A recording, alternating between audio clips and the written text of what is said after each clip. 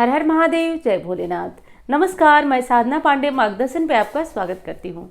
तो चलिए दोस्तों, आज हम जानेंगे वसंत पंचमी के बारे में।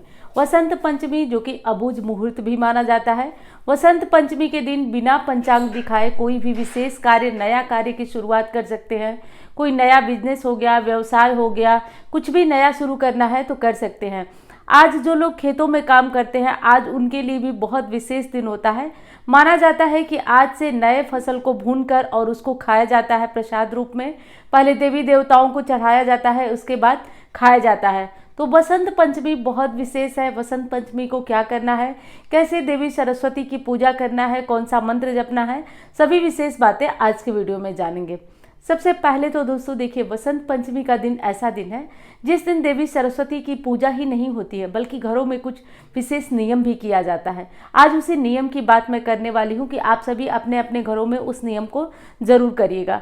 सबसे पहले तो एक दिन पहले अपने घरों की साफ सफाई की जाती है, क्योंकि केवल इसको सरस्वती पूजा से जोड़कर ही नहीं देखा जाता है, बल्कि इसको जोड़कर देखा जाता है कि आज के दिन से ही नए चीज़ों की शुरुआत हो जाती है। नए फसल को खाने की भी शुरुआत होती है, नई पूजा पाठ की भी शुरुआत होती है। तो बहुत विशेष दिन है आज। और आज के दिन कोई नया कार्य करना हो, विवाह वगैरह भी आज के मुहूर्त में किए जाते हैं। तो बहुत ही विशेष दिन है बसंत पंचमी का। सरस्वती जी का जन्मदिन भी है, इसलिए जो लोग नृत्य से जुड़े हुए हैं, जो लोग गाने से जुड़े हुए हैं, जो वकील हैं या जिनका ऐसा कोई प्रोफेशन है जिसमें वाणी का बहुत विशेष रोल है, मार्केटिंग फील्ड से जुड़े हुए लोग जो हैं, उन सब के लिए आज का दिन बहुत विशेष और बहुत खास होने वाला है।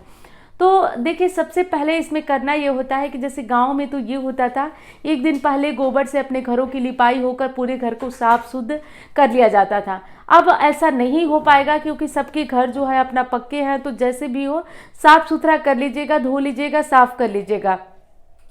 घर के मंदिर में आज सरस्वती जी की फोटो नहीं है आपके घर में तो ज़रूर ला कर रखिए। ऐसा करना आपके लिए बहुत उत्तम है। आज वाणी की देवी का जन्मदिन है और इस विशेष अवसर पे अगर घर में सरस्वती जी की फोटो नहीं है, केवल लक्ष्मी जी की है, दुर्गा जी की है, देवी जी लोगों की है, तो भी आप सरस्वती जी की एक फ़ोटो लाइए और फोटो ला करके देवी की पूजा करिए। विधि विधान से उनकी पूजा करिए। उनकी पूजा में पीले चावल बनाए जाते हैं। प्रायः हमारे यहाँ यूपी में तो गुड़ की खीर बना करके चढ़ाई जाती है और भोग भी लगाया जाता है, लोग खाते भी हैं। आज खाने में दाल की पूड़ी का विशेष महत्व होता है। हम लोगों के यहाँ ये बहुत शुभ माना जाता है। विवाह शादी में जैसे कोई रस्म होती है, तो जैसे उड़द हो या कोई भी चीज़ हो, जैसे जैसे हल्दी हो या कोई भी दुल्हन आ रही है, तो उसमें दाल की पूड़ी ज़रूर बनती है। और जब कोई विशेष दिन होता है जिसको शुभ दिन कहा जाता है, उस दिन भी दाल की पूड़ी ज़रूर बनाई जाती है। तो आज बसंत पंचमी के दिन घर घर में दाल की पूड़ी और खीर यानी कि गुड़ की खीर दोनों ज़रूर बनाई जाती है, क्योंकि ये भोजन शुभता के नाम पे माना जाता है। यानी कि दाल की भरी हुई जो चने की दाल होती है उसको भर करके पूरियाँ बनती है और गुड़ की खीर बनती है। ये दोनों खाना विशेष शुभ होता है। जब शादी होती है ना, तो हमारे यहाँ लगातार हर दिन, जैसे हल्दी हुआ तो दुल्हन आ रही है, तो जब कोई भी रस्म होती है तो दाल की पूड़ी ज़रूर बनती है। तो आज के दिन भी वही माना जाता है कि आज के दिन से शुभ होता है। जो लोग खेती किसानी करते हैं वो लोग आज अपने खेतों में जा कर के खेतों की थोड़ी सी खुदाई करते हैं, उसको हल्दी, चंदन, अक्षत, रोली से भूमि को पूजते हैं। माना जाता है कि ऐसा करने से भूमि उपजाऊ होती है, अच्छे फल फूल देती है, तो इसलिए ऐसा भी किया जाता है, जिसको कि बहुत ज़्यादा ज़रूरी होता है करना। आज मैं एक और विशेष काम बताती हूँ। आपके घर में यदि ऐसा नियम नहीं हो, दाल पूड़ी वगैरह बनाने का नियम नहीं हो, तो कम से कम पक्का भोजन ज़रूर बना लीजिएगा। पक्का भोजन में होता है कि पूड़ी और खीर, गुड़ की खीर मत बनाइएगा। आपके यहाँ नहीं कोई खाने वाला है तो आप दूध वाली ही खीर बना लीजिएगा, लेकिन बनाइएगा ज़रूर। और ये भोजन एक चीज़ और करना है आपको कि ये भोजन इतना बनाया जाता है कि जिसमें से थोड़ा सा ज़रूर बचाया जाता है। रात को पूरा भोजन खत्म करके नहीं सोया जाता है, थोड़ा सा भोजन बचा करके रखा जाता है और अगली सुबह हर कोई प्रसाद के रूप में उस बचे हुए बासी भोजन को थोड़ा थोड़ा लेता है। ऐसा करने से ऐसी मान्यता है कि घर में बरकत बनी रहती है, अन्न धन की कभी कमी नहीं होती है, कभी किसी दिक्कत से आदमी को गुजरना नहीं पड़ता है। तो ये जो बासी भोजन बचा कर रखने की परंपरा है ना, वो अपने रसोई घर में सभी लोग करके थोड़ा थोड़ा ज़रूर रखिएगा, क्योंकि आज के दिन अगर आप खाना पूरा खत्म कर कर देते हैं, थाली बर्तन जो भी होता है वो धोकर सो जाते हैं, तो ऐसी मान्यता है कि बरकत भी चली जाती है। घर की बरकत न जाए इसके लिए भोजन में से थोड़ा सा हिस्सा बचा के रखिए और परिवार के सभी लोगों को थोड़ा थोड़ा प्रसाद में दीजिए। तो ऐसा करिए, सरस्वती जी की पूजा जरूर करिए। अगर मूर्ति नहीं है तो मूर्ति लाइए, मूर्ति लाकर उनकी विशेष पूजा अर्चना आराधना करिए। और आज एक चीज़ और करिए, आज पीले कपड़े पहनिए, पीला वस्त्र पहनिए, पैरों में महावर लगाइए। महावर लगाने के बाद आज अच्छे से तैयार होइए। तो त्यौहार है, पीले रंग का बहुत ज़्यादा विशेष महत्व है। आज के दिन पीले फूलों की माला शिव जी को भी चढ़ाई जाती है, विष्णु जी को भी चढ़ाई जाती है, सरस्वती जी को भी चढ़ाई जाती है। जिन लोगों को राहु केतु बहुत ज़्यादा परेशान कर रहे हैं वो आज वसंत पंचमी पर नीले फूल, 9 की संख्या में नीले फूल ले और ले जा करके कहीं भी देवी जी के मंदिर में चढ़ाएं। ऐसा करने से राहु केतु की जो पीड़ा होती है वो शांत होती है। तो उम्मीद करती हूँ कि जानकारी आपको पसंद आई होगी। वीडियो पसंद आए तो लाइक करिएगा, चैनल को आपने सब्सक्राइब नहीं किया तो ज़रूर कर लीजिएगा। अब मैं मिलती हूँ आपसे अन्य वीडियो में। धन्यवाद। हर हर महादेव। तो एक और ज़रूरी सूचना देना है आप लोगों को, जैसे कि मैं आप लोगों को शुरू से ही बता देती हूँ कि कई हमारे बच्चे जब मैं कुंडली देखती थी तो बहुत कमज़ोर थे। लोगों ने कहा कि इसका कुछ उपाय करिए, कुछ बताइए। तो जैसा कि मैं भी ट्राई करती रहती हूँ, गुरुदेव का दिया हुआ आशीर्वाद है, तो मैंने ट्राई किया, कई लोगों को खुद से बनाया और बना करके और गुप्त नवरात्रि में लोगों को दिव्य सरस्वती कवच दिया। चूँकि बसंत पंचमी नहीं थी लेकिन लोग परेशान थे तो दिव्य सरस्वती कवच बना करके दिया और भगवान की कृपा से वो इतना तेज असर किया, इतना चमत्कारी असर किया, फिर मेरा कॉन्फिडेंस बढ़ता गया।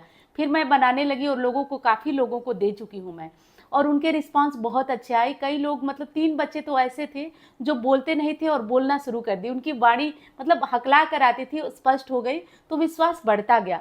तो मैंने सोचा है कि इस बार आप लोगों के लिए वसंत पंचमी सरस्वती पूजा पर वही दिव्य सरस्वती कवच जो है उसका निर्माण कराऊं। और चूंकि मैं तो कर नहीं सकती हूं क्योंकि वो एक होता तो मैं करती, आप लोग, मुझे पता है कि ज़्यादा लोगों को वो चाहिए होगा, तो इसलिए मैं सोची हूँ कि पंडित जी लोगों के द्वारा ही उसका निर्माण कराऊं। और ये इतना ज़्यादा पावरफुल है कि अगर इसको घर में, अगर गृहिणी है, कोई बात नहीं सुन रहा है आपकी, तो भी आप इसे पहन सकते हैं। अगर आप मार्केटिंग का काम कर रहे हैं, लोगों से बात मनवाना है आपको, तो भी आप इसका प्रभाव देख सकते हैं। अगर आपका बच्चा जो है पढ़ने में ठीक नहीं है, मोबाइल में ज़्यादातर लगा रहता है, कोई इंटरव्यू वगैरह दे रहे हैं उसमें सफलता नहीं, तो हर जगह पे ये कारगर सिद्ध होने वाला है। हर जगह पे इसका चमत्कार आपको देखने को मिलेगा। तो मैं सोच रही हूँ, मैं ऐसा सोच रही हूँ, जैसा आप लोग भी बोलें, कमेंट में बताएं। मैं सोच रही हूँ कि इस बार जो है दिव्य सरस्वती कवच, इस बार सरस्वती पूजा पर, जैसा कि 3 तारीख को है, तो 3 फरवरी को शुरू किया जाए और तीसरे दिन, 1 दिन, 2 दिन, 3 दिन, तीनों दिन तक इसको अभिमंत्रित कराया जाए ताकि इसकी पावर और बढ़ जाए। और इसको तीसरे दिन हवन में जिन लोगों को, भाई बहनों को आना चाहे, क्योंकि मैं सोची हूँ कि जो भाई बहन हमारे आना चाहते हैं वाराणसी में, वो आए, हवन में शामिल हो। और लेकिन भेजने का प्रोसेस तो वही रहेगा कि जैसे जिसकी बुकिंग रहेगी वैसे ही उसको भेजा जाएगा। अब करना ये होगा कि आप लोगों को ऑफिस के नंबर पे अपना नाम, अपना गोत्र स्पष्ट नोट कराइए और आप ऑफिस नंबर से जो भी उसकी सहयोग राशि लगेगी उसको जमा करिए, अपना नाम गोत्र उसको लिखवा दीजिए। ये दोनों चीज़ भूलना नहीं है। नाम गोत्र बच्चे का लेना है, बड़े का लेना है, जिसका लेना है, नाम गोत्र आप नोट कराइए और नोट कराकर जैसे जिसकी बुकिंग होगी वैसे भेजा जाएगा। और मुझे ये बात कहना नहीं है क्योंकि अब आप लोग बहुत ज़्यादा मुझे सपोर्ट करते हैं, बहुत ज़्यादा धैर्य बना के रखते हैं। मैं 1 महीने में भी भेजूँ तो आप लोग एकदम धैर्य से बने रहते हैं। तो ये बात कहना नहीं है लेकिन कहना ज़रूरी हो जाता है क्योंकि कुछ लोग नए भी जुड़ते हैं, तो इसलिए बताना ज़रूरी हो जाता है। तो सरस्वती कवच कितना पावरफुल है इस बारे में तो अब आप लोग बताएंगे, क्योंकि मेरा अनुभव जब किसी चीज़ में बहुत ज़्यादा बढ़ जाता है तो मैं सोचती हूँ कि इसको लोगों तक दिया जाए, क्योंकि बच्चों के बोर्ड एग्जाम आ रहे हैं, बहुत तरह की चीज़ें आ रही हैं, तो इसमें ये बहुत ज़्यादा काम करेगा। और 3 दिन अभिमंत्रित होने के बाद, जैसे कि मैं करती थी, खुद से करती थी, तो मैं भी 3 दिन ही करती थी, लेकिन अकेला व्यक्ति उस तरीके से जप नहीं कर पाएगा। इसलिए मैंने सोचा है कि पंडित जी लोग, कई पंडित जी लोग रहेंगे, इसको अभिमंत्रित कराया जाए और इसको ज़्यादा मात्रा में और ज़्यादा मात्रा में जप करा दिया जाए ताकि ये और पावरफुल हो जाए। और इसके बाद हवन होगा। हवन में आप लोग इन दोनों दिनों तो आप लोगों की आवश्यकता नहीं होगी, आप लोग आके भी कुछ नहीं, बैठे ही रहेंगे, लेकिन हवन में आप आएंगे तो आप शामिल भी हो जाएंगे पूजा में। तो हवन में आना चाहें तो वाराणसी में स्वागत है आपका, बिल्कुल आइए। बाकी सरस्वती माता की कृपा से मैं उम्मीद करती हूँ कि ये हमारा जो लोगों के तक पहुंचाने का सरस्वती कवच जो वीणा उठाया है वो हो पाता है या नहीं, ये तो प्रभु की मर्जी। लेकिन आप लोगों को यदि चाहिए तो आप इसका जो केवल और केवल एक ही नंबर है हमारा, ऑफिस नंबर पर ही नोट कराइएगा और कहीं नोट नहीं होगा। तो चलिए, अब यही जरूरी जानकारी देना है। मिलती हूँ अब अन्य वीडियो में। धन्यवाद।